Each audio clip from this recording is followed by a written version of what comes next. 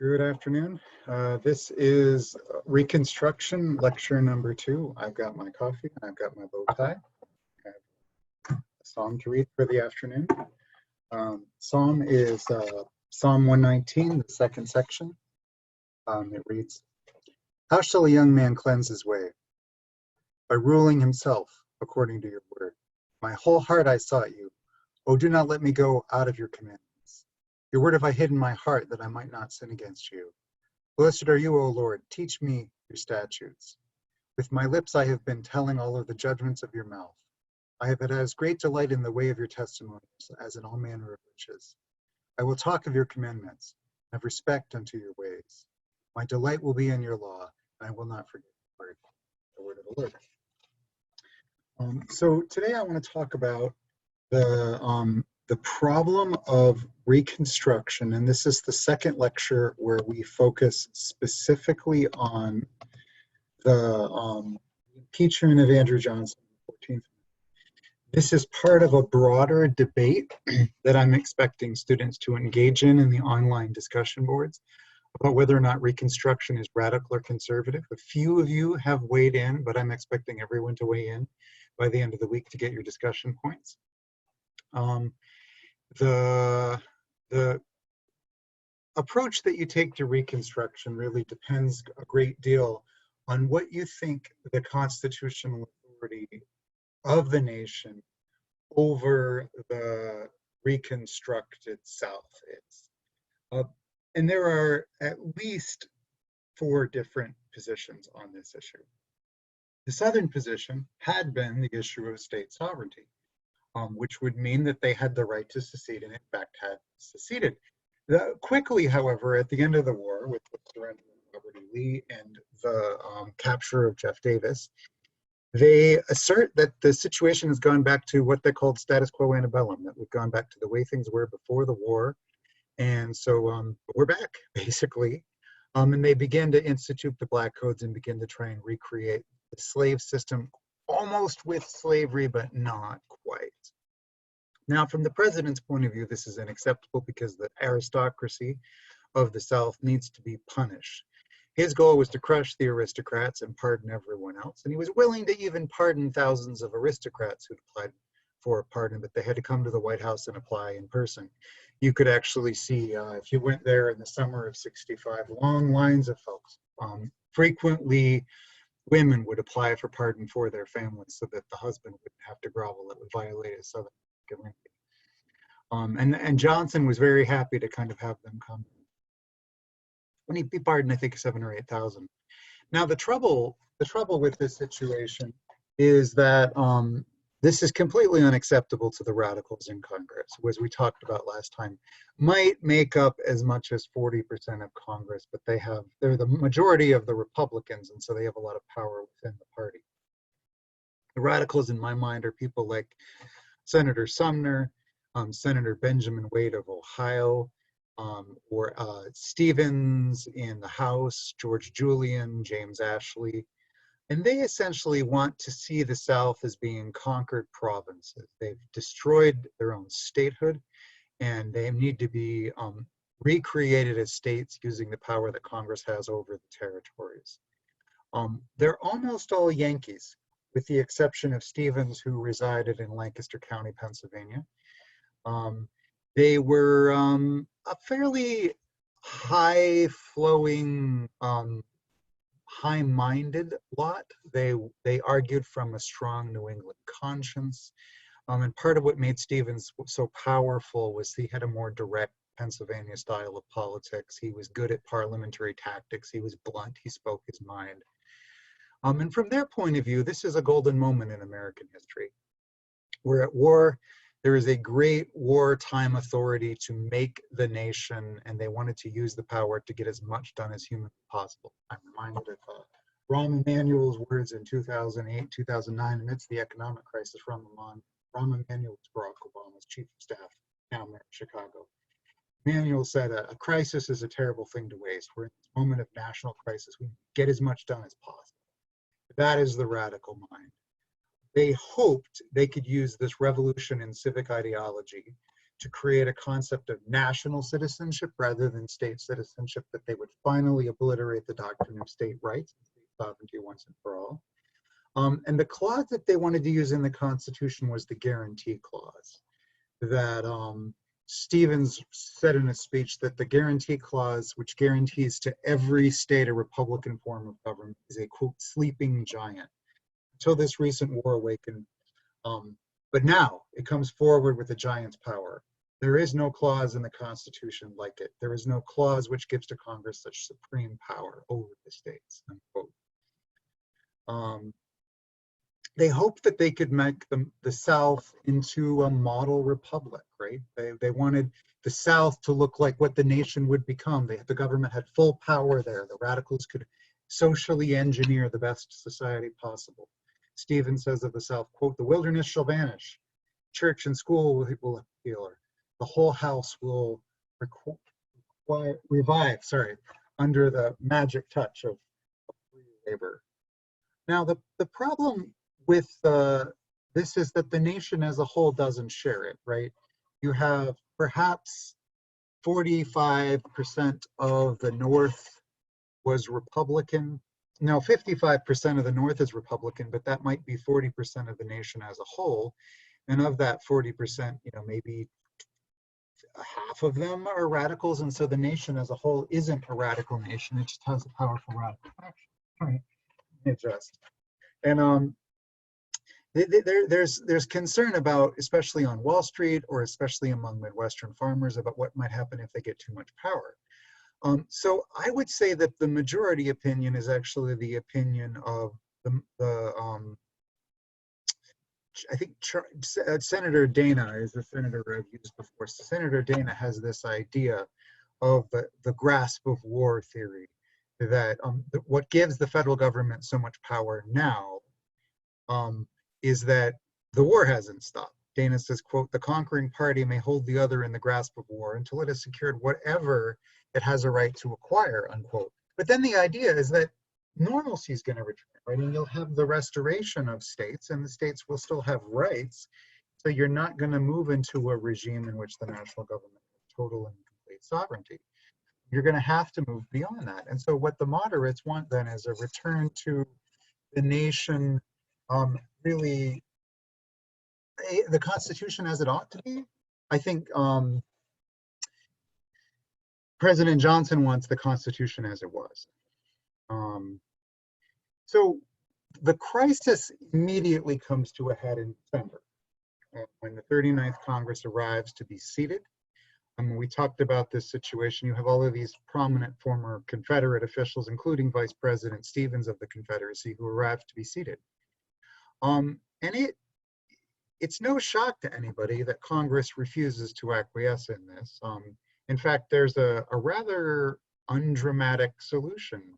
The clerk of the House, Edward McPherson, simply refuses to read the Southern names when he calls the roll, as if they had never been actually members of the House. And the next thing that the House begins is they create with the Senate this joint committee on Reconstruction of 15 members, 6 senators and 9 members of the House, and that together they would begin the process of reconstructing the Union. This is seen by many as a direct attack on President Johnson. Johnson is going to lack legitimacy. I think there's a hope initially that they'll be able to cooperate with him, and I'd like you to point out who gets chosen to this committee, right? The more radicals, Sumner's not appointed. I think Stevens is appointed, but Stevens is balanced out by Senators Blaine, Congressman Bingham from New York, and Senators Trumbull and Fessenden. Fessenden is the senator from Maine. He's made the chair.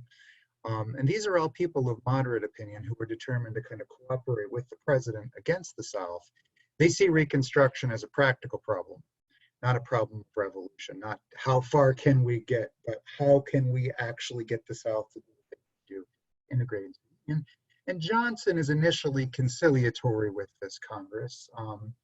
And there's the hope that they would be able to work together to bring the nation back. Now, the first piece of legislation they put together is a Freedmen's Bureau bill.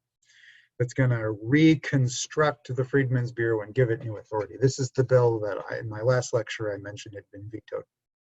Primary author is Lyman Trumbull, who had been a senator from Illinois, and an associate of Lincoln. He had once been a Jacksonian Democrat, so certainly not in the radical faction. The debate over the Freedmen's Bureau bill kind of centers on the question of how are you going to give civil rights to the freed persons in the South, in particular given that disputes in these cases over land had sort of moved into Southern courts. The decisions are happening under all-white juries.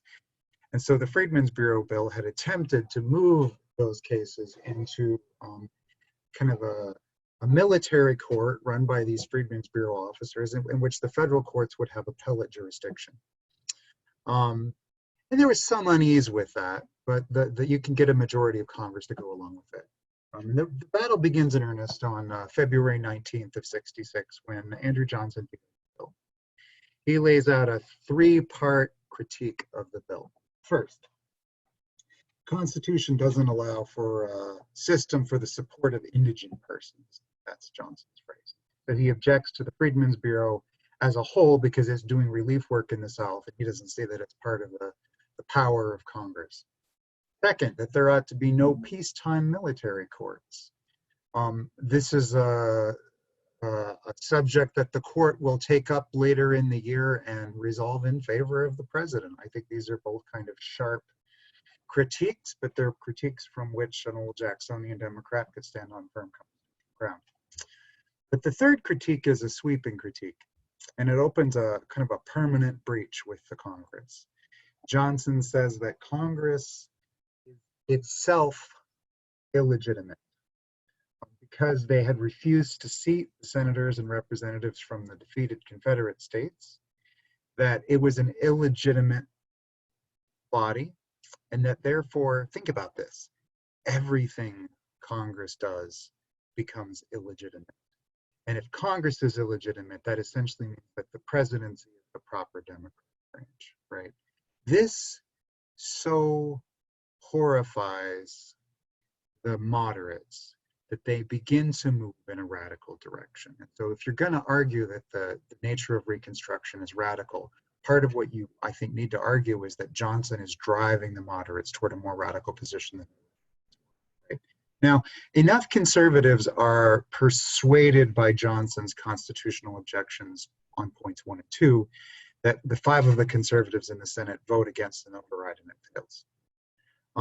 Johnson, though, goes way too far. The Democrats in DC then have this huge celebration. The president's on our side. We've defeated the enemy. And Johnson goes out on the balcony at the White House to meet a serenade of kind of reveling, semi-drunk Democrats who are, huzzah, congratulations on what you've done, Mr. President.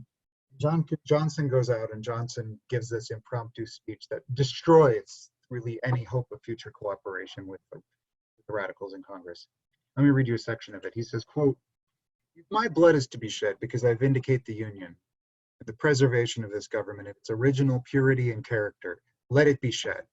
Let an altar to the Union be erected, and then if necessary, let take me and lay me upon it. And the blood that warms and animates my existence shall be poured out as a fit libation to the Union," unquote. People did not know what to do with this. This was over the top, effusive martyrdom language. When people will want to wonder if the president was drunk. And I've seen these questions asked enough in the sources that I think this is sort of a rumor campaign that's mounted against him. One of the radicals basically like, we told you so, this guy's impossible. And he has this martyrdom complex. He's like a Southern John Brown. Even Fessenden says he's broken our trust. We can't work with this administration. And so they put together a civil rights bill that's designed to really deal with the problem of freed person being civil rights. They feel like they have to overturn Dred Scott. They have to end the system in which there are 2 racial categories in America. And so this is a system that has some radical components. It's going to create national citizenship. It's going to create a permanent federal jurisdiction over the states to protect the rights of national citizenship. It's going to require the equality of law. And yet it's moderate in that it doesn't presume that federal law enforcement is actually going to do this work. It's just going to strike down discriminatory state legislation, but the actual work of government is going to be done by the states. And so it presumes that you're preserving. Now, it's immediately recognized that this might not be constitutional, right?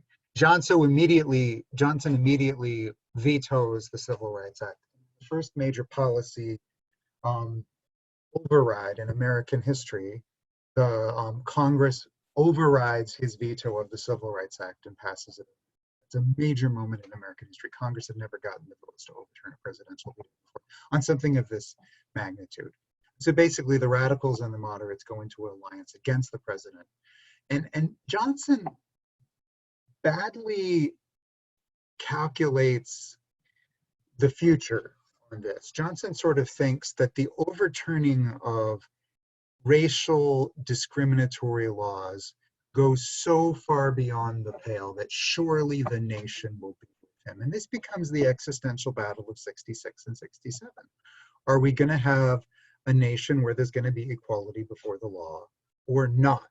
Now notice we're not talking about anymore. Like the question of slavery has been solved. The 13th Amendment is accepted, slavery's done. And we're also not talking about voting rights. Like, so the 15th Amendment, the question of like, does every man deserve the right to vote? That goes too far. And in many northern states, like in Wisconsin or in Kansas, they would attempt to get this before the voters and the voters would vote it down. So the nation as a whole, we're talking about this question of civil rights. You know, are you entitled to equality before the law if your property is going to be taken away from you? And the moderate Republicans are going to say yes.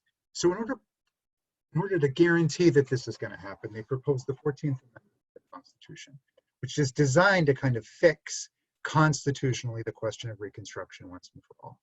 If you've read this, and I hope you read this in your handouts, like you need to work carefully through all the different things that the 14th Amendment does.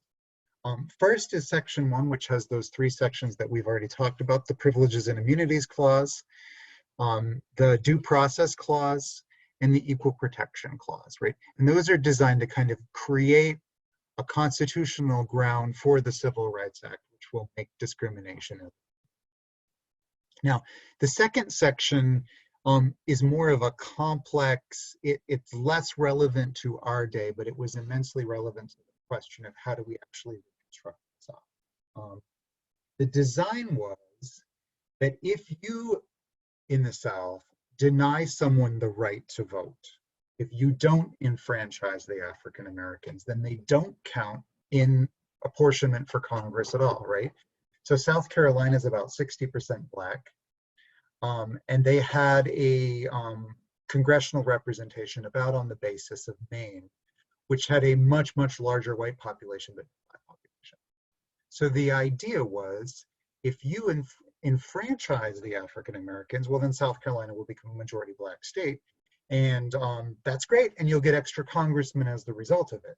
If, on the other hand, you refuse to enfranchise them at all, your congressional representation will go down dramatically. And across the Confederacy, if they do this, the power of Democrats, particularly in the House, would be weakened so much that they wouldn't be much of a threat. The third part of the 14th Amendment disqualifies Confederates from former office. It would effectively overturn the presidential pardon, and does. There's a way to get around that, but it's difficult. And then there's also the question of like who constitutes a Confederate official. Like in one mind, it might be someone who's elected to Congress, the Confederate Congress, and in someone else's mind, it might actually be you're the local church warden in charge of burials in the town of Asheville, North Carolina. So therefore, you are a Confederate official. Like that difficult issues will remain over how to enforce that. The fourth article just obliterates the Confederate debt, and the fifth article gives Congress the power to enforce the amendment by legislation. Now, there are silences in this. Like, what doesn't it accomplish that I want you to think about?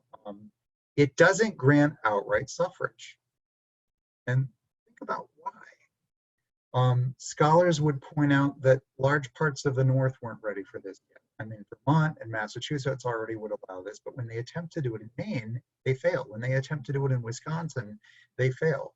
When they attempted it in Connecticut, they fail. So the nation as a whole wasn't quite ready for that yet. It also doesn't specifically mention women. There's a real question of whether or not the 14th Amendment was immoral on the part of some radicals because it didn't go far enough, and it sort of, from the American feminist point of view, there was the thought that women deserved more rights than are given to them by the 14th Amendment. So there's a dispute between radicals and conservatives about whether or not this is enough. The South is basically told this will become the condition for your readmissions. So when you ratify the 14th Amendment as a state, then you will be readmitted to the Union. Tennessee immediately ratifies the 14th Amendment, and so they're readmitted to the Union, allowed to go in. And so they don't go into what becomes the next phase, which is military reconstruction. And the Southern response to this is kind of surprising. It's politically genius, even though perhaps it's morally wrong. The South responds as a kind of masterly inactivity, is what scholars say. They sit out the 1866 election. In fact, racist white South decides that they're going to lose it. Let the Republicans get control of the state legislatures. Let them ratify. Let them then kind of do the things that have to be done so that we can gain readmittance into the Union. And then they'll re-engage with politics, and then they'll fight. Now, I'm not sure that this was really the view of most white Southerners, but they were so dominated by the radicals, and the radicals basically said, we're not going to participate in elections with a free person. They refused to participate in a biracial election, and so they didn't engage. So Johnson, having drawn a line in the sand and lost, decides that he's going to make this the issue in the congressional elections of 1866. Johnson attempts to form a national Union Party on the basis of the old Union Party that Lincoln had been elected under in 1864. But very few Northerners are willing to engage with this. There are a few now conservatives like Thurlow Weed of New York, or actually William Seward has been Secretary of State negotiating the acquisition of Alaska. And Seward decides that he's going to join this National Union Party as a way to kind of be loyal to the administration. But the attempt to form a National Union Party utterly fails for, I think, three interrelated reasons which show up as bullet points here. So the first is what scholars call the bloody feud. Because the South had been so dominated by Democrats, that the people who are utterly determined to fight for the Confederacy tar permanently the label of Democratic Party with the label of traitor. Permanently is too harsh, right? Because eventually people will forget. But for an entire generation, it's almost impossible for most Union veterans to vote Democrat, because in their mind, Lincoln was the party of the army, and they're going to vote loyalty to him. So here's a speech that emerges from 1866, and this is a theme that emerges over again. So this is Governor Oliver Morton gave the speech, and this becomes what's known as waving the bloody shirt, where a veteran would get out this shirt, you could see where it had been shot through and wounded, and this would prove his political credentials. So Morton says, of the South, he says, every unregenerate rebel calls himself a Democrat. Loyal States calls himself a Democrat. Every New York rioter in 1863 who burned up the little children in colored asylum, who robbed, who ravished, who murdered indiscriminately, called himself a Democrat. In short, the Democratic Party must be described as a common sewer and a loathsome receptacle into which is emptied every element of treason north and south, every element of inhumanity and barbarism which has dishonored the age. Quote. So in that environment, which the memory of the Civil War is so fresh, can you really have a Democratic Party which becomes a national party? I mean, it's primarily a Southern party or the party of immigrants, and it becomes very difficult for them to move past that. I think it's really the 20th century before the Democratic Party recovers from this. The second is that the treatment of African Americans in the South in '66 who were attempting to exercise their political rights is fairly savage. Let's talk about the Mechanics Institute riot as an example of that. So in the summer of '66, in July, there had been at the Mechanics Institute in New Orleans a suffrage convention, primarily of African Americans who were demanding the right to vote, but also of a few white Republicans who were trying to organize the Republican Party. And the governor of Louisiana at this point is a Southern sympathizer. And so when a mob of Confederate veterans marches on the Mechanics Institute, the police refuse to do nothing. The local army refuses to do nothing. There's a riot in which 37 blacks are killed and 3 whites. We should give you a sense of who's armed in this struggle and who's not. It's essentially a massacre. Now, eventually, General Sheridan brings in the army from Texas. He imposes martial law. But President Johnson does almost nothing about this. President Johnson sort of refers to it as an unfortunate incident provoked by the Republican Party. And so the nation, again, as a whole, is like, what did we fight the Civil War? Didn't we fight the Civil War to stop this? And so Johnson's on the traitor side. Johnson himself does a pretty bad job. He doesn't give himself any favors. But he launches on what he calls the swing around the circle, which is supposed to be a national political tour in August and September. Johnson had been a very good stump speaker from Tennessee, but he has a rough kind of political style that's Jacksonian. As he's moving through the Midwest, he gets baited by hecklers into engaging directly with them in argument, and doesn't do a very good job of staying focused on the issues. He actually physically threatens Thaddeus Stevens and Wendell Phillips with arrest. He calls them traitors.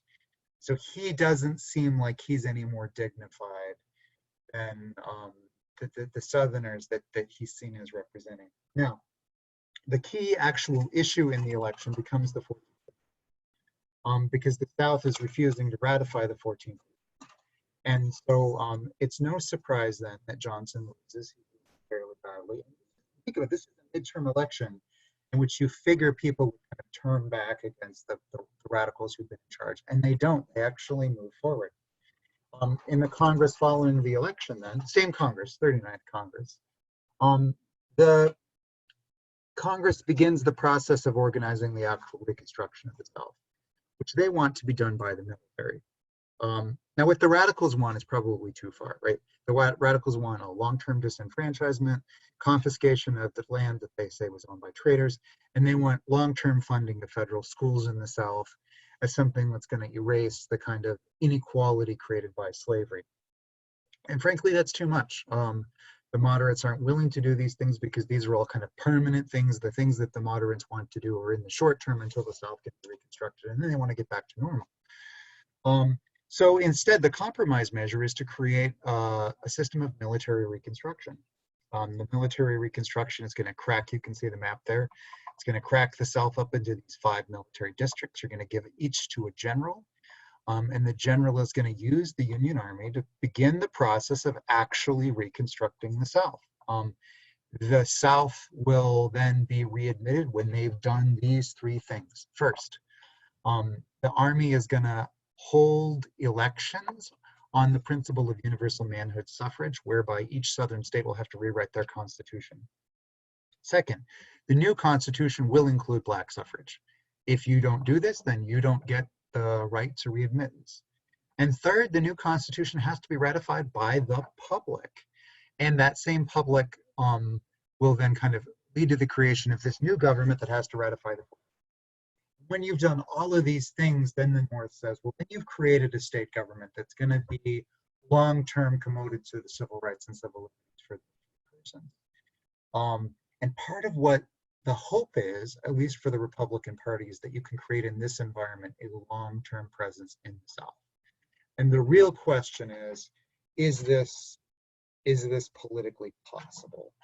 One of the articles I'm going to have you read for Friday, actually the only article that I'm assigning for Friday, is a piece on school teachers in the South and their kind of role in radical Reconstruction. And I really want you to think about kind of the way in which Southerners kind of react to this, and especially think about this as we're thinking about Confederates in the attic. Is it possible for Southerners to change? Is it possible for Southerners to accept African Americans as equals, especially given the reluctance of many Northerners to do the same thing? Now, to make sure that the president doesn't wreck this, because the president's technically the commander-in-chief of the military, Congress also passes the Tenure in Office Act, which makes it illegal to remove cabinet-level officials from office without the consent of Congress. This is constitutionally dubious, is probably the best word, contested. I think you could argue that because the Senate has the power to confirm cabinet appointments, that maybe they need the power to confirm rules. Although I think the Constitution's silent on this one, and so this probably goes a bit too far. When Southerners don't begin the process of complying with military occupation in quite the way that Congress had wanted, a second Military Reconstruction Act is passed, that basically the generals are just going to organize voter registration. They're not going to let the civilian officials do it. And so what you get in the South is the emergence of a sort of new political party. The freed persons move overwhelmingly into the Republican Party. In fact, until the New Deal in America, the party of Lincoln is going to be the party of Africans. You don't see that switch until the 1930s, where today you see African Americans in that party. They were overwhelmingly Republican, and that makes a lot of sense. But there are two other classes of kind of people that move into this Republican Party. There is a Southern term for these people. The first were called scalawags. They're basically Southerners, but they'd been unconditional Unionists during the war. They were seen as being people of Northern principle. And the third were called carpetbaggers, and this is what the Yankee school moms that you're going to read about, where they fit into this category. Northerners who were intensely idealistic, who came down. But Southerners tended to dismiss them as being corrupt, as people who were maybe not educated or honest enough to get a good job. So you couldn't be federal marshal in Vermont, you lacked the morality. But there's a shortage of Republicans in the South, so you move to Alabama where you'll get this job as a federal marshal and corruptible. So Southerners tend to look beyond the pale. And later on, in the Grant administration, they'd be accused of all kinds of corruption. But the honest truth is that this works in a way. There is a political revolution in the South. African Americans enlist, they register to vote. This group of people in Mississippi elects an all-black delegation because Mississippi is majority black. And so, in 1868 and 1869, there are actually African Americans sitting in the U.S. Senate, elected by Southerners, and they're treated as equals. And so remember this, like this sort of Reconstruction, it happens on the backs of the U.S. military, those 200,000 occupation troops, but it really does create a more racially just system in America. And whatever the other accusations that are levied, we have to remember that. African Americans are voting. And so when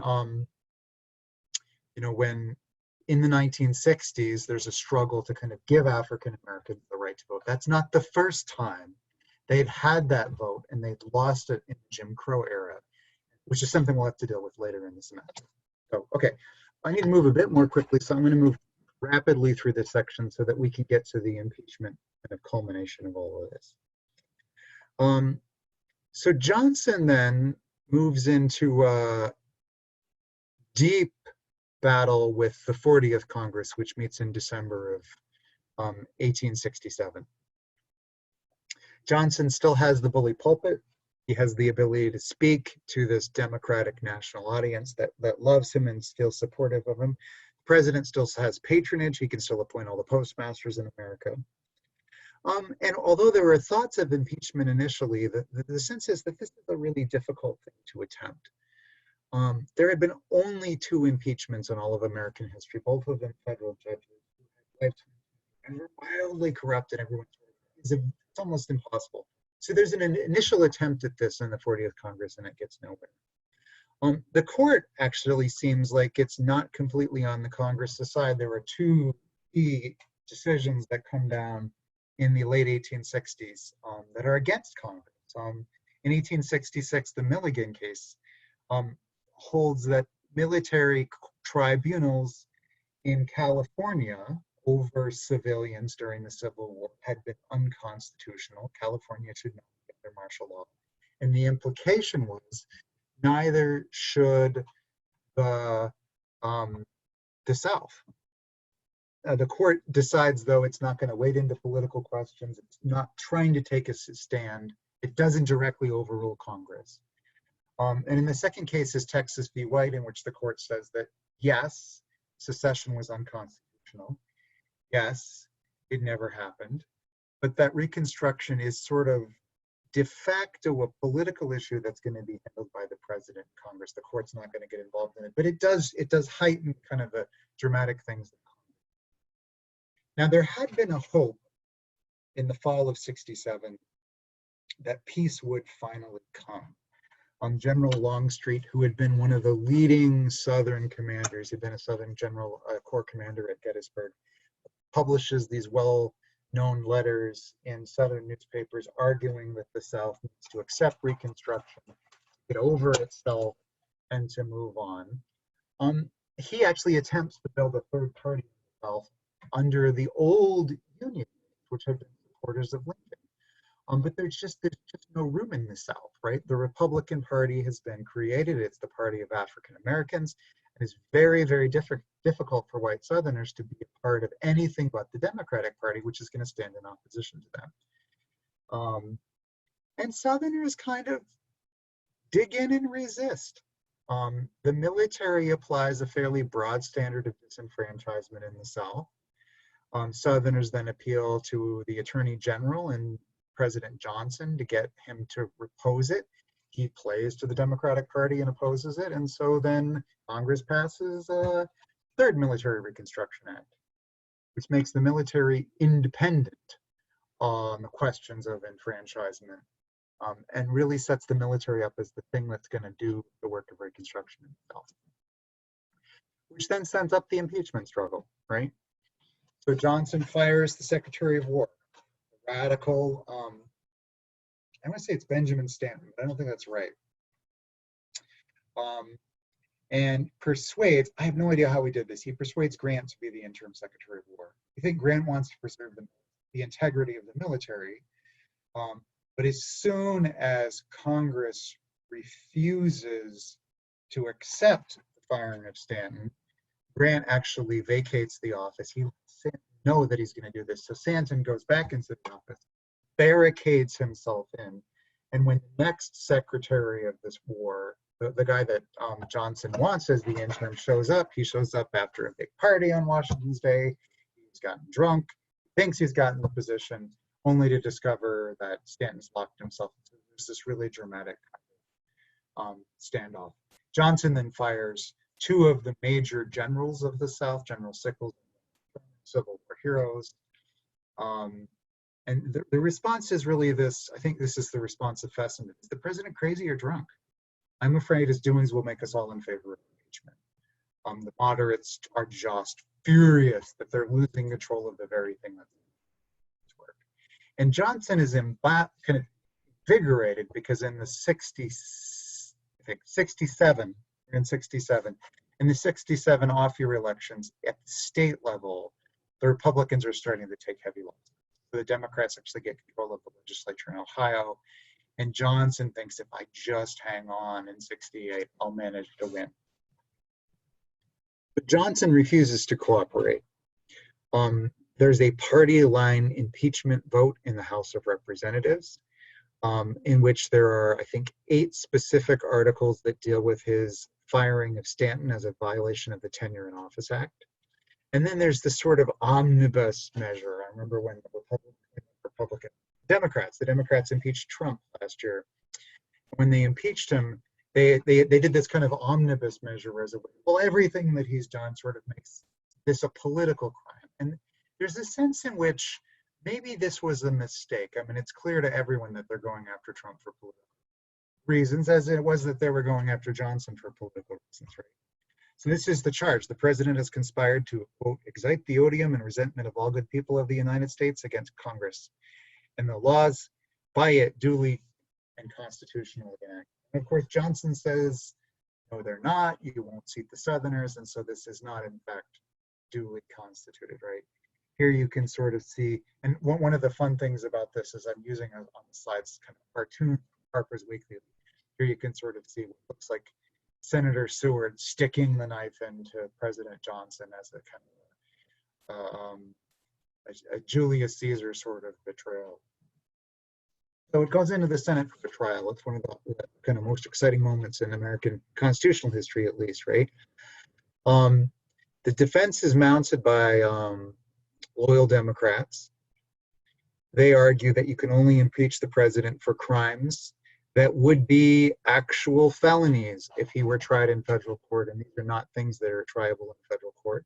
They think that this is a test case, and if in fact they do this, Congress will have made itself able to rule without the president. They will have set themselves up against the Constitution.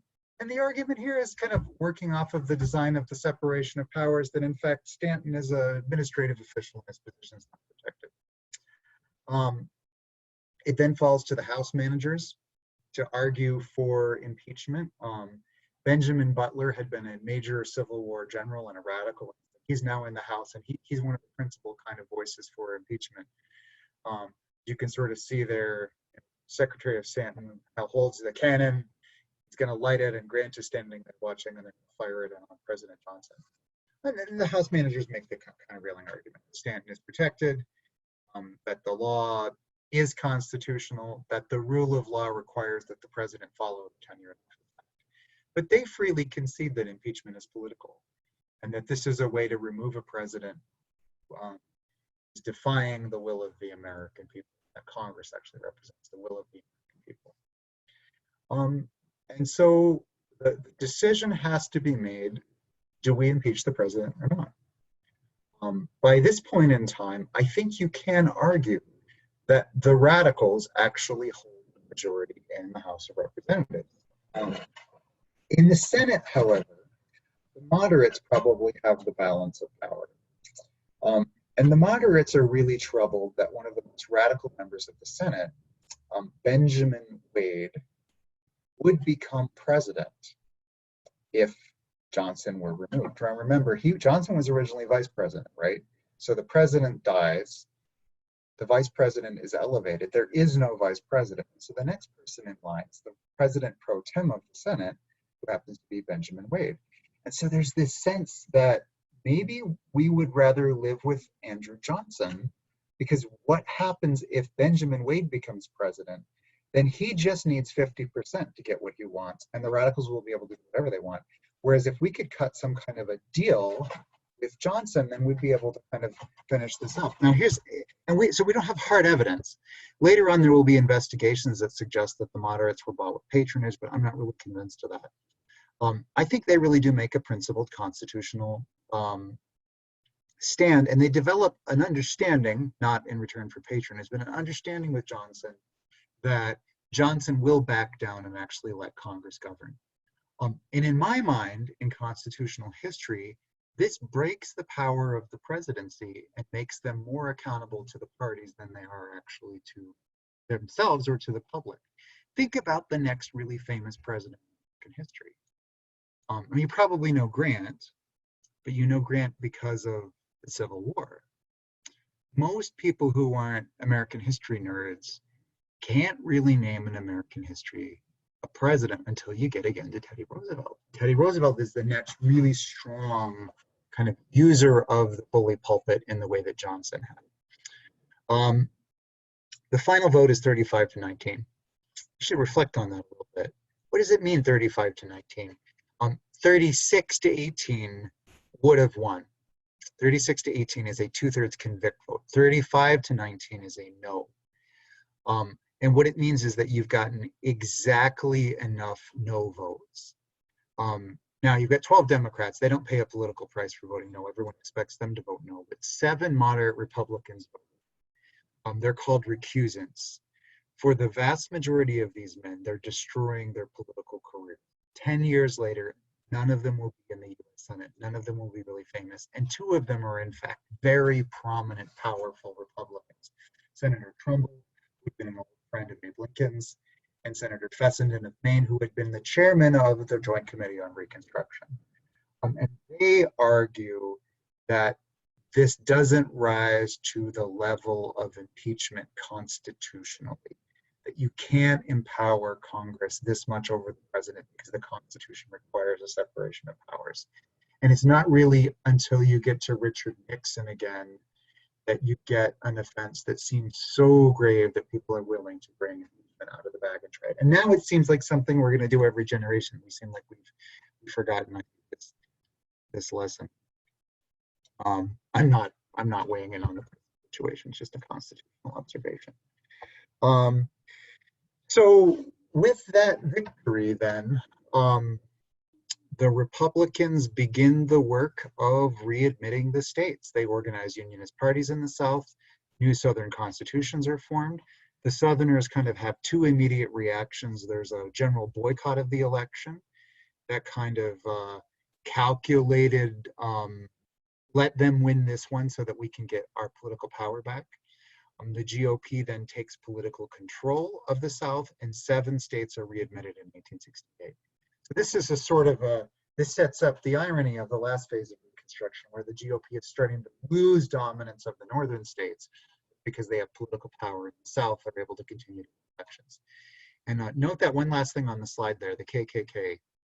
The first Klan emerges in the context of this election as a force of kind of armed vigilante resistance against African Americans and against the occupying Union. And it's going to become an important symbol and an important sort of terror violence as a political act in kind of the creation of the New South. It's certainly a myth that I want to revisit in the next lecture. So, all right. Well, that covers what I want to cover in lecture today.